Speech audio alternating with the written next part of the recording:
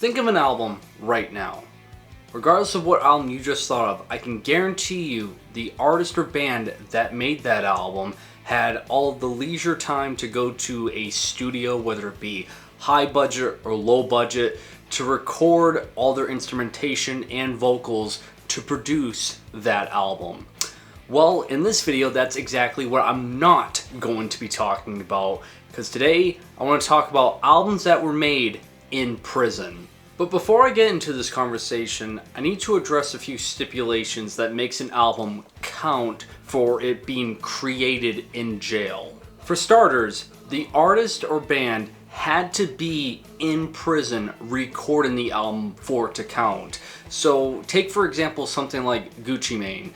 From roughly around the time of, I believe, 2014 to 2016, he was incarcerated.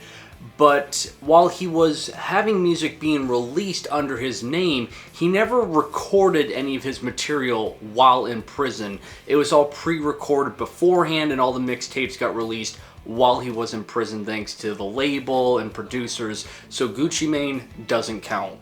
That also applies to Slick Rick with his album Behind Bars. He was incarcerated, I believe, from the years of 1990 to 91 up until the year of 1997, and his album Behind Bars was released in 1994. And the reason why this won't count in this video is because while he was still in prison when this album was recorded and released technically, it doesn't count because he recorded the album on his furlough leave in the studio, which I believe every inmate has roughly around like a week to 2 weeks of furlough leave in jail. So Slick Rick recording everything outside of jail, even though he was technically incarcerated, doesn't count as well. Third and final stipulation, which is kind of obvious but I'll address it regardless, is the artist or band had to make an album in prison, incarcerated as convicts. So if it's an artist or band that decided to record an album in prison or do a live show in prison and it gets released on a physical format,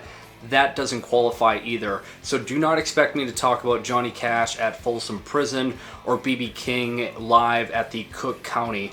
They're not qualified for this either. Okay, now that all the stipulations and rules are addressed for an album to count, let's finally get into talking about albums that were made in prison. And I'm going to get the most obvious one out of the way first.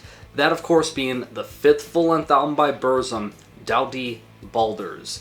So I'm not even going to bother wasting my breath talking about as to why Varg was incarcerated. It's one of the most infamous things that ever happened in black metal, his murder of Euronymous, so I'm not going to get into details there. It's been talked about to death throughout the decades. But during this time while he was incarcerated for, I believe he served only 15 years out of the 25 years that he was supposed to serve, he had two full-length albums, and I would say of the two, Doughty Balders is the better just because it feels a bit more unique.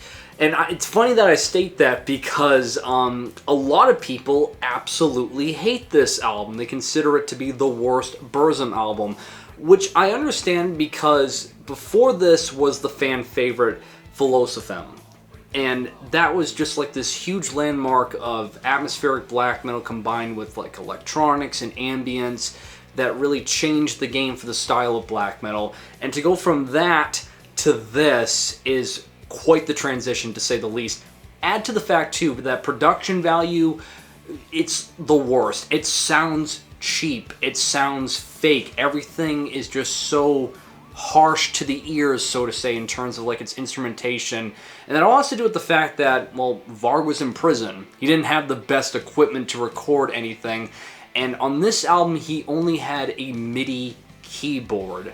And what fascinates me so much about it as to why I think it's the better of the two full-length albums in the prison era of Burzum, which is funny to talk about, is there has a certain charm to it. I've noticed in reviews, people describe this album that it was meant for like an old-timey RPG computer game from the mid-90s to early 2000s. So if you like, you know, early Elder Scrolls to RuneScape, this album would appeal to that demographic and aesthetic, which it kind of becomes like really soothing background music. And there are some hooks on this album that I find to be, oddly enough, kind of infectious, even though, again, production value, which I can't emphasize enough, is really rusty to say the least. But again, it gives it that old-timey lo-fi charm. Maybe I'm being a bit pretentious here with this album, but I've always found fascination with it, and it's really remarkable that Varg was able to make an album like this and compose still very well while only doing it with a MIDI keyboard in prison. Charles Manson, Commemoration. Charles Manson is the very infamous cult leader to that of the Manson family, and he was convicted of first-degree murder and conspiracy of murder to that of 7 people, one of which being the actress Sharon Tate. And I know there's this whole controversy surrounding Charles Manson that he didn't get a fair trial, he got screwed over, our courts and legal system is very messed up, and I'm not here to talk about that because at the end of the day, he got incarcerated on January 25th, 1971. Hence why I'm not talking about his debut full-length album, the album that he's most known for in his musical career, Lie, the Love, and Terror Cult, which was released in 1970 and it was recorded in a music studio. And I gotta be honest, this album, for what it is, sounds really good. It's a really good sounding folk rock album, to be honest with you. But the reason why I'm talking about Commemoration here is that out of all the albums that he did while he was in prison and alive, this album just stood out to me the most. And I guess it has to do with the fact that it has like this lo-fi, bluesy, folk rock instrumentation and vibe going throughout the album that even though it's grainy and pretty rough around the edges considering its production value from where it was recorded, it still sounds really good. Charles Manson's voice is still really soothing and pleasing to the ears. His guitar playing, as simplistic as it is, just kind of glides through his mellow type of vocals that, as I stated, it's really pleasing to hear. It's just bone-chilling to know about, you know, who Charles Manson was, what he was capable of doing, yet he was able to create music like this. But yeah, out of everything that he did while he was alive and in prison releasing albums, Commemoration stood out to me the most. Speaking of Charles Manson and the Manson family, it's only fitting that the next inclusion would be the Lucifer Rising soundtrack, composed by Bobby Beausoleil and the Freedom Orchestra. Now, Bobby Beausoleil is one of the handful of individuals that were a part of the Manson family. And how this ties all together with the Lucifer Rising soundtrack is that Lucifer Rising is a 20-minute short film directed by Kenneth Anger, who does a lot of avant-garde and weird, trippy experimental films and has quite the large filmography, but the one that stands out to a lot of people is Lucifer Rising. And originally it was supposed to be released, I believe, in 1967, when Kenneth Anger had interest working with Bobby Beausoleil, you know, as he was a musician and he had bands, and this is how they kind of got acquainted with each other. But obviously there was quite the delay considering the fact that Bobby Beausoleil got incarcerated around the same time as Charles Manson in the early 70s. Hence why Lucifer Rising got delayed for so many years and wouldn't be released until 1980. And during this portion of the 70s, Kenneth Anger wanted to have Jimmy Page from Led Zeppelin do the soundtrack for this film, but with the artistic differences that both of them had, there was a fallout and that didn't happen. But hearing that news, Bobby Beausoleil wrote to Kenneth Anger that he still had interest making the soundtrack for the film, and Kenneth Anger actually gave Bobby Beausoleil and all of the inmates that were willing to record on the album, that being the Freedom Orchestra, which were inmates and convicts in the Tracy prison that Bobby Beausoleil was in, they recorded and made music for this soundtrack for the film Lucifer Rising. And what it is very mesmerizing, psychedelic, progressive rock that in terms of musicianship, it's really freaking good. And that's surprising. Like, Bobby Beausoleil was quite the talented musician, to say the least, regardless if you look at his history and the whole Manson family and all the, controversy surrounding that. This guy could write music, and his guitar playing skills and just overall composition is really engaging for psychedelic progressive rock. And again, this is only a soundtrack, and it's honestly really intriguing and engaging stuff that I would say it's some of the best music I've heard in a soundtrack to this day. Vladmir Oidupaa, Divine Music from a Jail. Before I get into discussing this album, let it be known there really isn't that much information provided online in terms of all the different little details as to how this album was recorded or exactly when it was. So I'm kind of going a bit off of speculation here, but as the story goes with Vladmir Oidupaa, is he was convicted for the murder of a minor, yet he claims innocence, which is kind of convoluted already when you consider the fact that the Russian prison system during, I believe, the 70s or 80s when he was incarcerated was, and still is to this day, extremely brutal, to say the least. Regardless, he was incarcerated for 33 years of his life. And during that time of all the different prisons and camps that he went through, he was able to learn the accordion. Now, mind you, this was a very cheap and low-end accordion as it was in a prison, but regardless, he learned it and developed a Tuvan throat singing technique that he would encompass with his songwriting on this album, having a mixture of Tuvan throat singing, playing the accordion, and having this strong kind of like Turkish Siberian folk instrumentation and sound on this album, and it sounds really well done and mixed and mastered highly well. And it was released in 1999, and I believe he wouldn't be released from jail until a few years after that.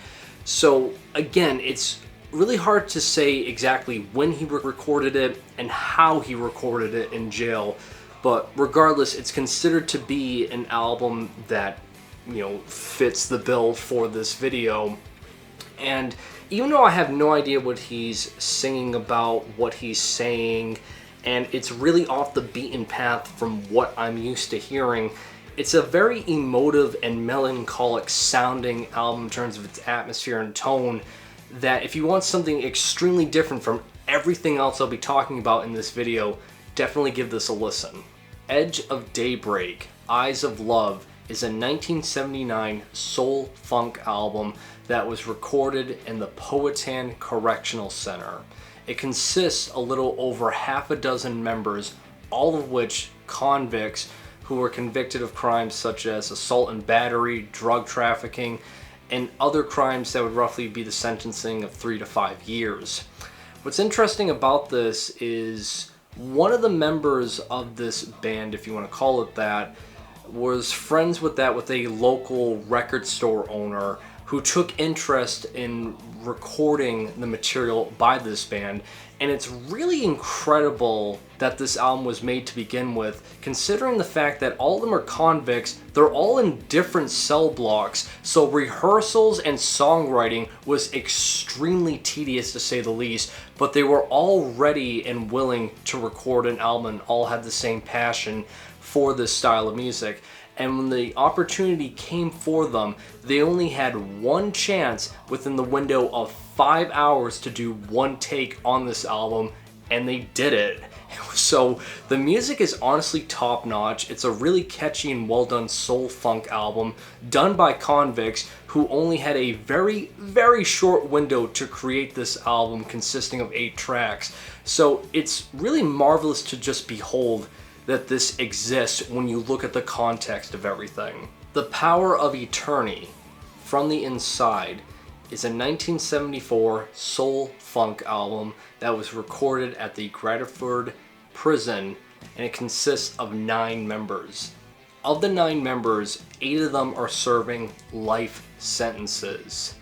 One of them, who was later on included a year after this band formed, his name being Ronald Akins, did not serve a life sentence, and originally was not going to be included because of him not serving a life sentence. But the reason why they did include him is because he had a magnificent singing voice that would fit the band's sound perfectly, and it really helped them get even more attention by producers who were aware of this band's formation in the prison to release this album, and it even got radio play, believe it or not. And what's even more just astonishing about this album is that really it only kind of happened because of legislation that was happening around, I believe, Pennsylvania, that allowed for prisoners to have like certain activities such as learning an instrument and playing music.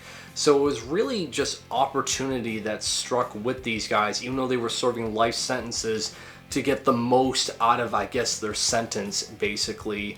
But just like the previous album I talked about, it's really professionally done soul funk with a lot of catchy hooks and melodies that would fit the bill like any other kind of like soul or funk album that was being released during the decade of the 70s, and it's honestly top-notch stuff. Discharge by Death, with their self-titled full-length album from the year 2010. I've talked about this album once before, as I consider it to be one of the most controversial albums that I know, because when you look at the information provided online about the members affiliated with this band, it is really intense stuff. So there really isn't that much information in terms of like what exact prison they were in making this album, other than it's within the area of New Mexico. And there are 3 members. Of the 3 members, 2 of them are serving life sentences. The third member, I believe his name is Rodney Dirty Sanchez. There's literally no information about him other than he played bass on the album, and that's it. We don't know if he was in prison with the guys, if he's serving a life sentence. All we know is that there's a guy named that who played bass on the album. As for the other 2 members, you have Jason, who is serving a life sentence for the conviction of first-degree murder and rape. So you have that. And the other member, which it's really surprising that these 2 are paired together because it's such a juxtaposition in terms of like why they're convicted. But the other member, Torch, which is his nickname, from what I remember, is he was convicted on first-degree murder because he was at a bar. He saw a woman being sexually assaulted by a guy. He apprehended the individual by assaulting him, cutting his throat with a broken bottle, and then setting his body on fire.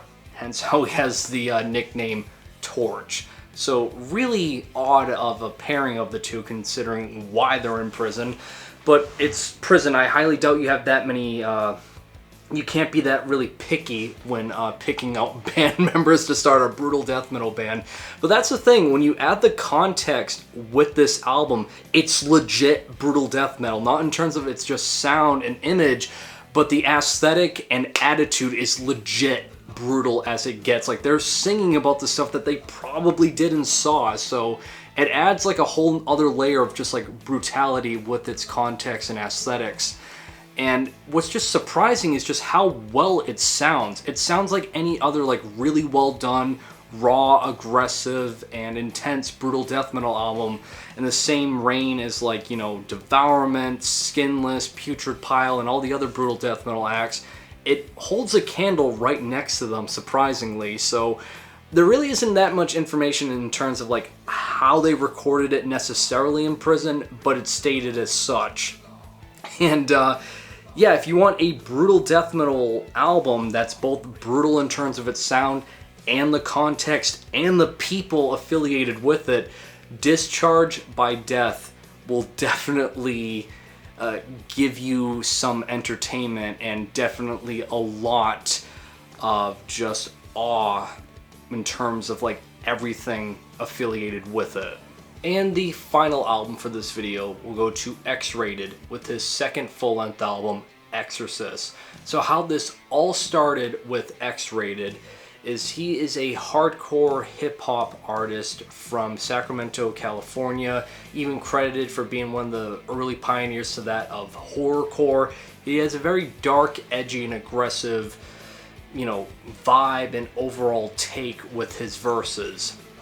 And with his debut full-length album, Psychoactive, released back, I believe, in 1992, it would be used as evidence for him being incarcerated to begin with, as during this time in the early 90s, he was a part of the Crips. And he took part, allegedly, of a home invasion to that to Patricia Harris.